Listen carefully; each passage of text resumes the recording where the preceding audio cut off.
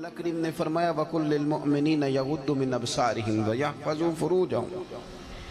ए महबूब, आप अपने गुलामों से कहें कि अपनी नजरें झुका के रखें और अपनी शर्मगाह की हिफाजत करें। ज़ालिका अज़का लहुम, ये इनके लिए ज्यादा साफ सुथरी बात है। नजर झुकी हो, शर्मगाह महफूज हो। हजरत इमाम बाकर रदी अल्लाह ताला अन्हु से किसी ने कहा, हुजूर मुझे कोई ऐसी नफली इबादत बताएं जो सब इबादतों से अफजल हो, मैं वो वाली करना चाहता हूँ।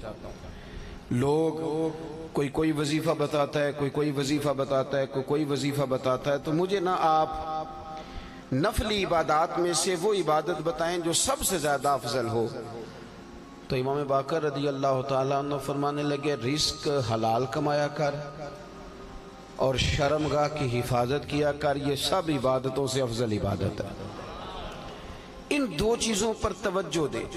पता क्या होता है कि इंसान जब किसी चीज को देखता है ना, ये जो हुक्म दिया गया ना नजरें झुका के रखो, जब इंसान किसी चीज को देख लेता है और फिर उसे भा जाती है, फिर उसके लिए इंसान का ज़हन, दिल, तबीयत मंसूबा साजी करती है। मुझे कुछ चीज अच्छी लग गई, कोई पहनने की घड़ी अच्छी लग गई, तो अब वो सबसे पहले मेरी नजर ने देखी है, मेरी नजर उस पर टिकी है, तो अब मैं कोशिश करूंगा, पूछूंगा कितने की है, फिर मैं कोशिश करूंगा कि उतने पैसे जमा हो जाए ताकि मैं हासिल कर सकूं। मेरा सारा जहन, मेरी सलाहियतें कोशिश करेंगी कि वो घड़ी हासिल कर ली जाए। हमें ये जो हुक्म दिया गया था ना कि बदनजरी से बचो, और बदनजरी से मुराद सिर्फ औरत को देखना ही बदनजरी नहीं। उलमा से मसला पूछ लीजिएगा, बेरीश खूबसूरत लड़का, उस जहन में बहुत से वसवसे शैतान पैदा कर देता है। फिर इसी तरह का हुक्म बेरीश लड़कों के लिए, खूबसूरत और बगैर दाढ़ी के वो लड़के, वो नौजवान, उनके लिए भी हमारे उलमा ने यही मसला बयान फरमाया कि ऐसे लोगों पर भी अगर कोई शख्स इसलिए नज़र डालता है कि उसकी नज़र मैली है, तो इसी हुक्म के अंदर आएगा कि उसने बदनजरी की। नबी रहमत सल्लल्लाहु ताला अलैहि वसल्लम ने ना उसके सद्देबाब के तौर पर, आप मेहरबानी फरमाएं जी, ये कैमरे शैमरे, ये वीडियोज़, ये इसी को सारा कुछ ना समझ लें। ये माइक चलना चाहिए और लाइट ऑन रहनी चाहिए, इसके अलावा बाकी सारे काम होते रहते हैं। अल्लाह ताला आपको खुश रखे और मेरी बात पर आप तवज्जो दें। दोस्तों, हमें उसके सद्देबाब के तौर पर चंद चीज़ों का शरीयत इस्लामिया ने हुक्म दिया।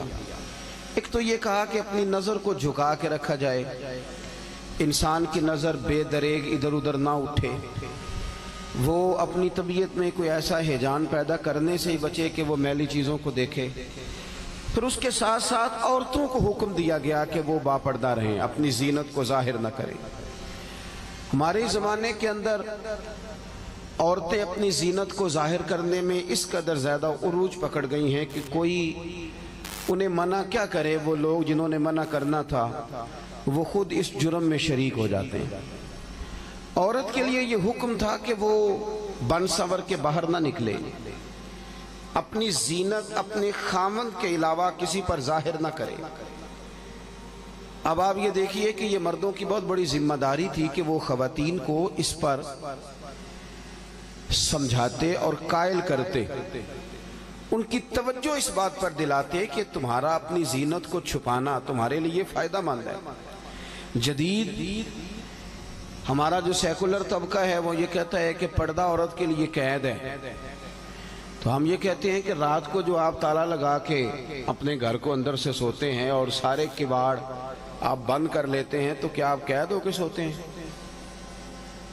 जब आपने सारे ताले लगाए, मेरी तरफ तवज्जो करें जी, आप मेहरबानी फरमाएं, मोबाइलों पे कम ध्यान दें, इतना तो वक्त ही नहीं है, मुझे रुख्सत होना है आपसे। क्या जब आप सारे दरवाजे बंद करते हैं घर के और सारी खिड़कियां बंद करते हैं और ताले लगा के आप चाबियां भी छुपा लेते हैं, तो क्या आप अपने घर में कैद हो रहे होते हैं कि महफूज हो रहे होते हैं? बोल के बताइए। चले, कुछ भी नहीं होता, अगर आप बोलेंगे तो मेरा वादा है कुछ भी नहीं होगा। कैद होते हैं कि महफूज होते हैं? ओ खुदा के बंदे, कैद होना और बात है, महफूज होना और बात है। बस इस बारीक नुक्ते को समझ लें کہ عورت جب پردہ کرتی ہے تو وہ قید نہیں ہوتی، وہ محفوظ ہوتی ہے. وہ گندی نظروں سے، میلے کچیلی نظروں سے اپنے آپ کو محفوظ کرتی ہے. حدیث سنیے، بہقی میں موجود ہے.